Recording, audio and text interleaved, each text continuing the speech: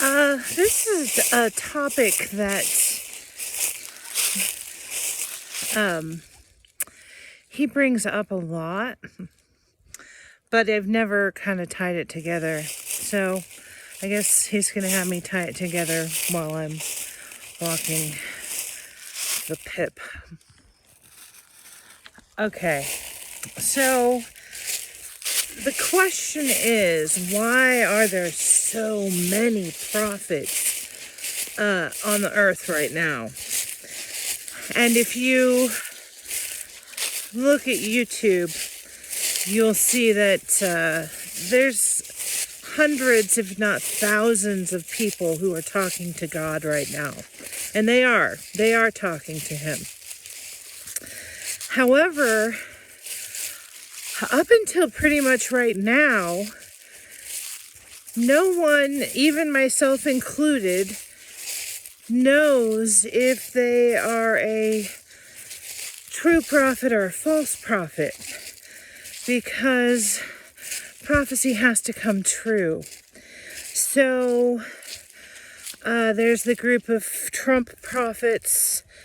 That hasn't happened yet, so if it does not happen before the end in any fashion conceivable, because prophecy is never going to be crystal clear. It's always going to be just like everything on earth. It's going to be, what's that word? It's going to be discernible.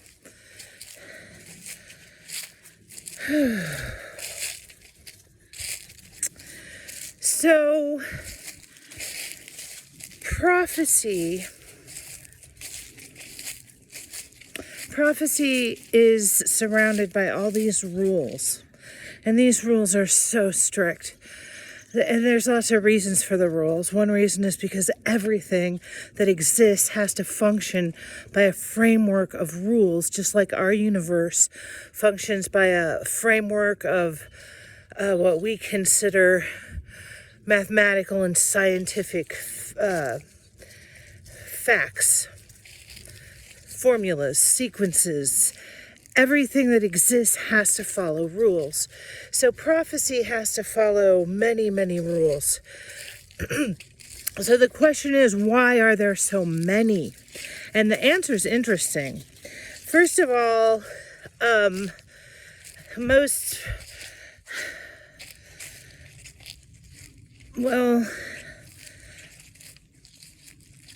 he's having me decide how to say this.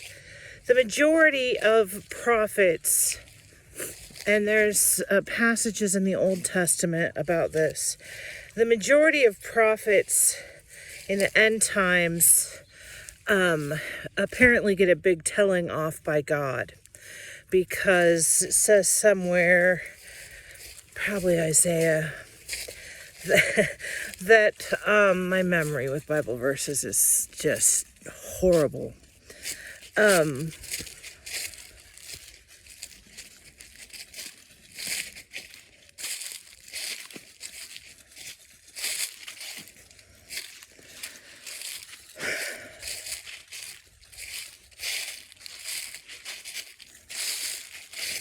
Just gonna see how long he lets my brain not remember what I'm thinking or intending to say. I'm just going to take a deep breath and relax and see what happens.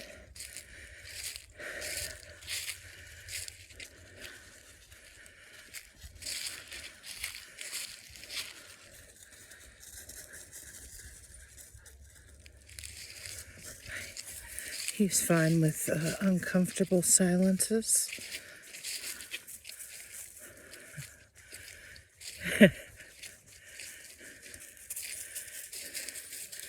It's kind of weird to talk to somebody who knows every thought I've ever had.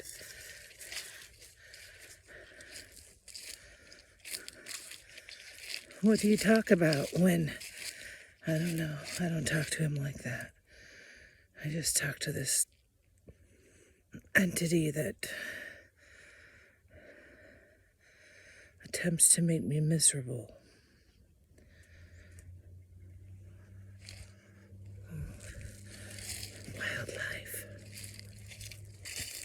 Okay, so we know from the Old Testament that these prophets appeared to get a telling off from God, and even their parents were angry at them. So there's going to come some point in time where something's revealed, and then the whole storyline moves more to the two witnesses. But God has a very good reason why he needs all these prophets. And that's because, and there's going to be a lot of children prophets as well. And that was a prophecy. Anyway, in the end times, there's going to be power outages, all that kind of thing.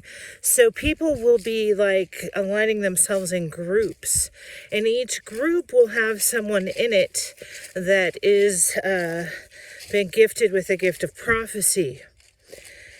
And the reason why is because that person will then help make decisions for the group, and then God is able to tell people what to do. So that's something to look forward to. I guess there's going to be some prophets that, well, he's going to kill some because they won't stop what they're doing.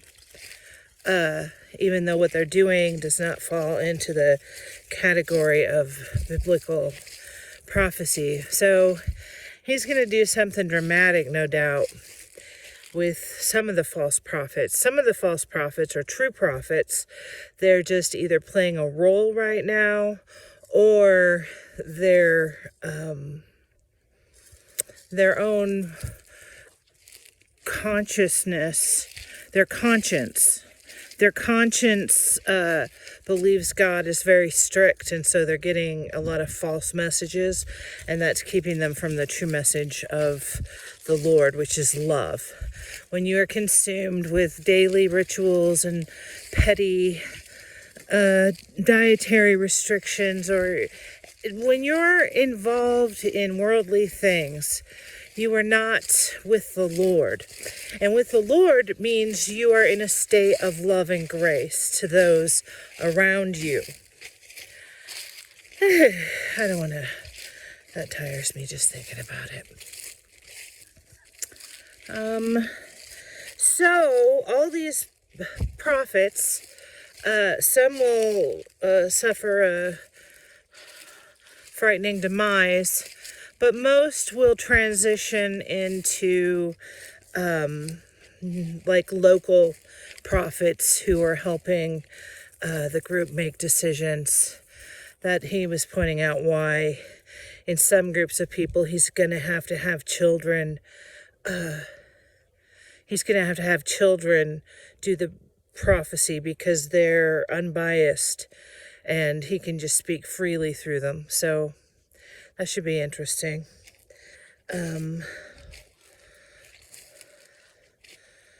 So right now, if you watch even pretty much every prophet on earth is delivering somewhat conflicting messages. There seems to be like breakdowns of groups and topics that each of these groups has been assigned to get messages about, but I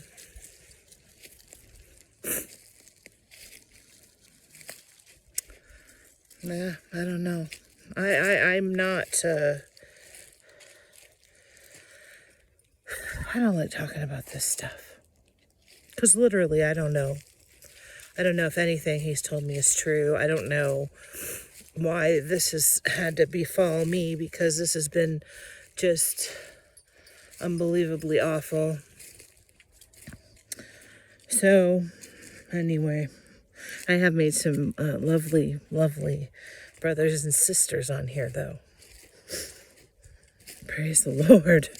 Praise the Lord for that. Like, I guess when we get home, we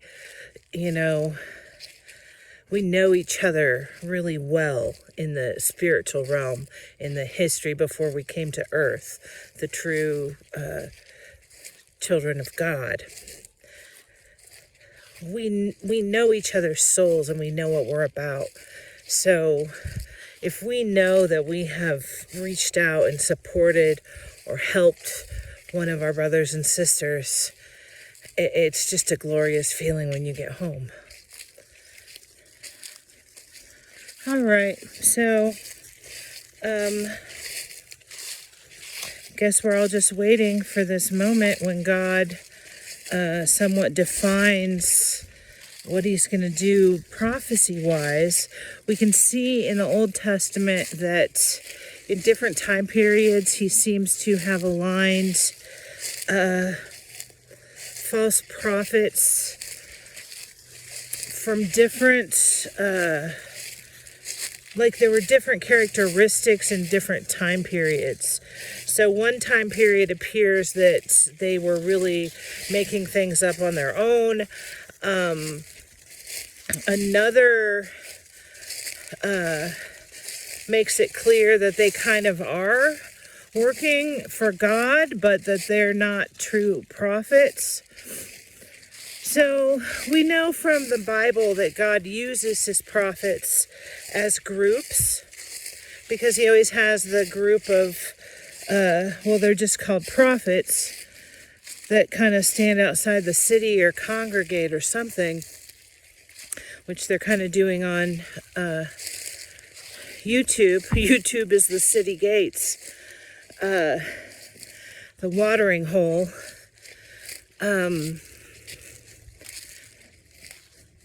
We're just waiting for some moment when God is going to make a move. We know from the Old Testament that when God does make a move, it's usually very fast, and there's multiple verses about how whatever's going to happen is going to be quick and dramatic. And then a lot of the prophets are using the term, the prophets that God has told me are primarily trustworthy. They talk about a 24 hours.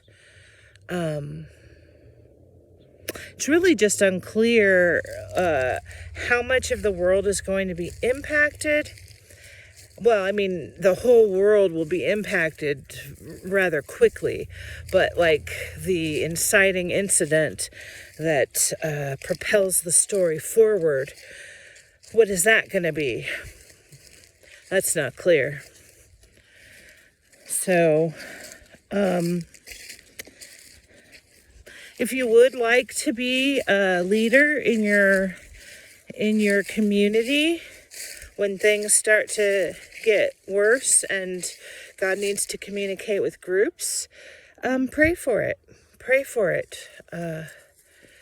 Paul encourages us to pray for the gift of prophecy, that it's the greatest gift, and it will be pretty comforting to know in the end that someone is able to communicate with the Lord and get directives and whatnot. So never before has he had this many prophets.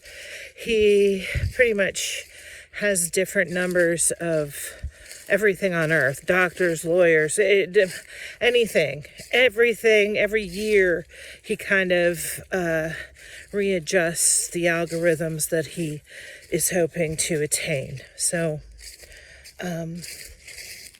there's going to be a lot of prophets, a lot of groups, a lot of people working together and trusting in the Lord. And it's hard sometimes. It's real hard to trust in the Lord. I literally have zero trust in him. I think he just said he's allowing me to say that because he knows that, people should hear the truth. And he also knows that he will eventually, somehow, hopefully, turn this situation around for me. Because I was a relatively happy, productive person who was important in young people's lives. And now I'm just A dog walker. Dog walker. Skinwalker Ranch. Luke Skywalker. That's all God. Oh, it's getting bright. Okay, I think that's it for prophecy. Why there's so many. And what's going to happen with them remains to be seen. But when you look at the Old Testament, you see that when God wants to make himself known, he comes in a very big way. It's just in the olden days, he didn't have, he had to depend on word of mouth, storytelling. And now that him and his son, Jesus, have created the internet, he can put on a show, like the biggest show the world has ever seen. He's already starting with his Theater of the Absurd. I'll post some headlines one of these days, or make a category about his Theater of the Absurd. Just the things going on Earth are just insane. And I know a lot of people are waiting, like all the signs he gives that the end is here. They could go either way. And like, if it's the end, like you're going to change your priorities. When people know it's the end, they're going to change their priorities. Everything in life changes. You don't want to go replace your couch. Why would you replace your couch? So you get happy that you now can save your money for going to buy food, whatever. Just all of your kids' education is drastically different when you know that the end is coming in 5 years. So what's the point of stressing? Why not enjoy this time? Oh, shit. Oh, whoops. Sorry. That was so weird. Okay. I just walked over that land. And as I walked over it, this super cold blast of air blew up. And I thought I was going to sink. There must be an airway down there that just was like blowing up cold air, but that is not something that I've ever experienced before. So, if you're offended by expletives, sorry about that. Come on, Miss Pip.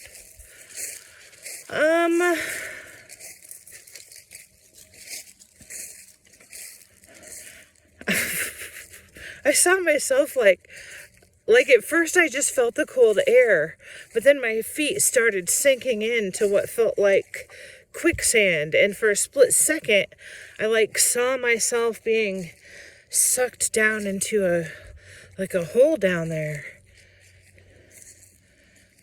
So maybe I was talking about God makes it dramatic.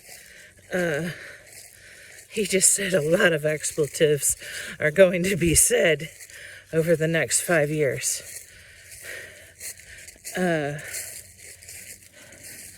Yeah, he makes a dramatic entrance. Like sucking people down into earthquakes. See, the thing is, though, God does like repetition. Ooh, look how the back of my head looks. Ooh. That's kind of Halloween-y. Halloween-y.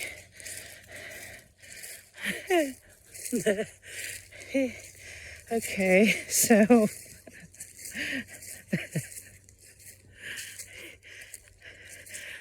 Did I say this already? I don't know if I said this, but Megyn Kelly had a guest on her show, and her and this guy talked about poop for so long that she didn't even get to the topic, and they were laughing because they were like, what are we doing? And God was like, oh, they both said they had 12 or 13-year-old boy humor, and God laughed at that too, because He's corny. Corny.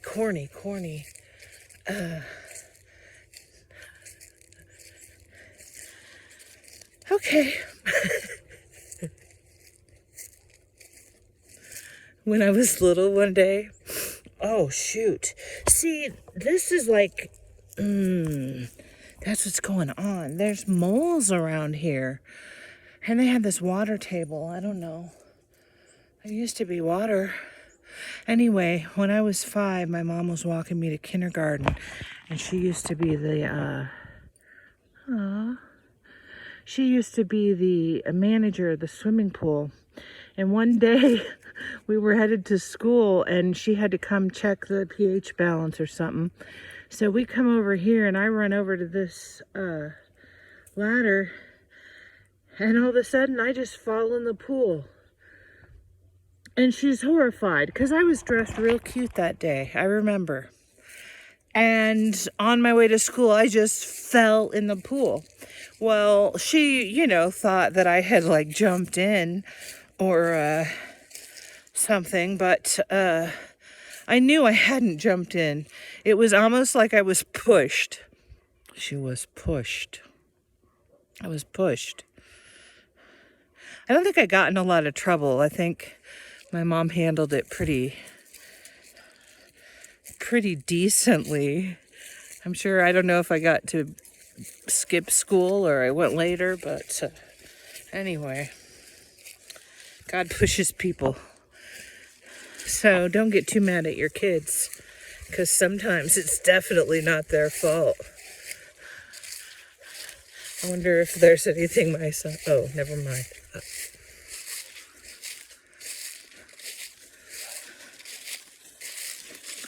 Sorry, I've lost everything. Oh, God. Okay. Well, I'm going to go now.